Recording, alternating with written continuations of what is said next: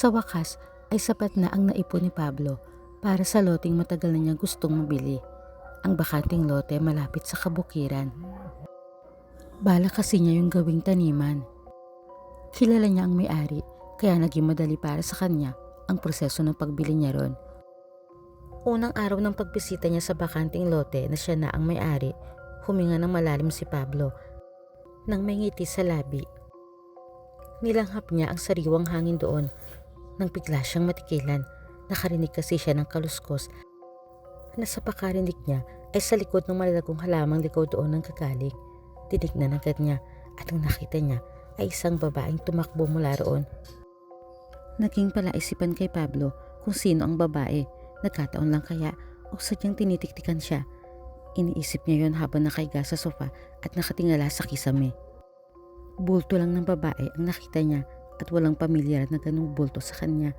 Inalis na lang niya sa isip, baka nagkataon lang at nahiya siguro nang mamalaya niya kaya tumakbo palayo. Ngunit pagbalik niya sa lote para simulan sana ang pagsasaayos noon nang siya lang mag-isa ay muli niya naramdaman na tila may nakamasid sa kanya. Unti-unti lang ang paglinga niya. Nakiramdam din siya hanggang sa maaktuhan na naman niya ang babae. Sa isang iglap ay nakatakbo na naman ito palayo sa kanya. Ang ginawa ni Pablo ay binakura na niya ang loteng nabili. Nahihiwagaan siya sa babaeng palaging nandoon kahit hindi siya duwag na tao, hindi niya kilala at hindi niya alam ang intensyon ng babae kaya kailangan niya mag-ingat. Kalaliman ng gabi, hindi makatulog si Pablo. Naisipan niyang bisitahin na lang ang lote. Ewan niya kung bakit tila may nagtutulak sa kanya na gawin yun.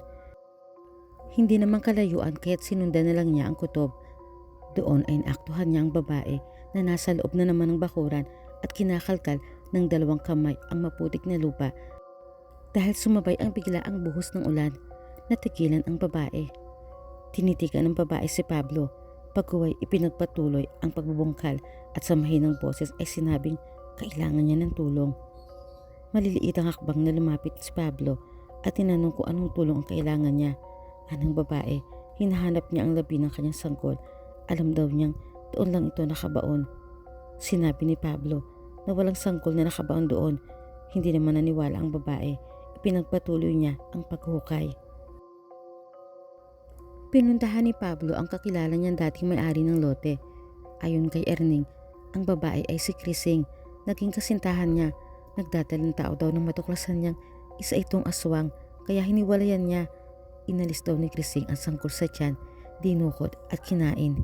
May kakayahan ng aswang na paghilumin ang sarili kaya nakayanan pang mabuhay. Pero matapos iyong gawin ay tila nawala na sa sarili. Lagi hinahanap ang anak sa bakanting lote na yon na naging tagpuan nila dati ni Erning. Hindi makapaniwala si Pablo.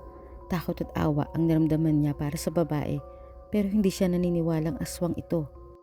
Di sana raw ay inatake na siya. Sa muli niyang pagkakita rito sa bakanting lote ay sinubukan niyang kuhanin ang tiwala ni Krising. Sa tingin kasi niya ay nabuntis lang talaga ito ni Erning at iniwan kaya nawala sa katinuan. Kinaukausap niya ang babae. Bukang bibig nito ang anak na kailangan daw makita ron sa ilalim ng lupa. Nang makuha na niya ang loob ay naaya niya ito sa isang paggamutang tumitingin sa kalagayan ng utak ng isang tao. Ngunit magtatanong pa lang siya kung paano matutulungan ang babae ay bigla na itong nanakmal na isang staff doon. Sinubukan tumakas ngunit nahawakan siya sa magkabilang braso ng iba pang staff. Kakaiba ang lakas ni Krising. Nakawala siya at muling narunggap ng tao. Doon napatunayan ni Pablo na totoo ang sinasabi ni Erning na ang babae ay isang aswang. Kitang-kita niya ang pagbabago nito ng anyo na naging mabalasik. Agad hinabol ni Pablo ang tumakas na aswang.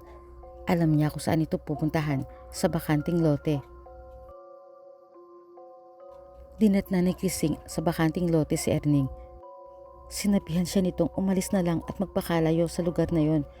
Pero hindi tuminag ang babae. Sa halip ay muli siya nagukay sa harap ni Erning. Inawat siya ni Erning. Dahil wala na sa katinuan ang aswang, ay aatakihin sana niya si Erning. Sakto lang ang dating ni Pablo na may dala ng asin at walang pag-aalinlangang isinabo yun sa babae. Makakatakas pa sana si Krising. Ngunit natumba siya at hindi nakayanan ang epekto sa kanya ng maraming asin na isinaboy ni Pablo.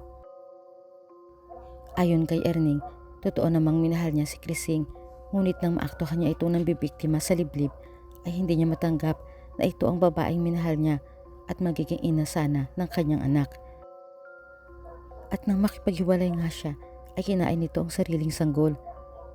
Naintindihan na ni Pablo, maawa man siya kay Krising ay wala siya magagawa sa naging kapalaran nito. Baliktarin man nila ang mundo ay hindi niya mababago ang katotohanan na si Krising ay isang aswang na pumapatay ng tao. Pinagtulungan na lang nila ni Erning na mailibing ito ng maayos.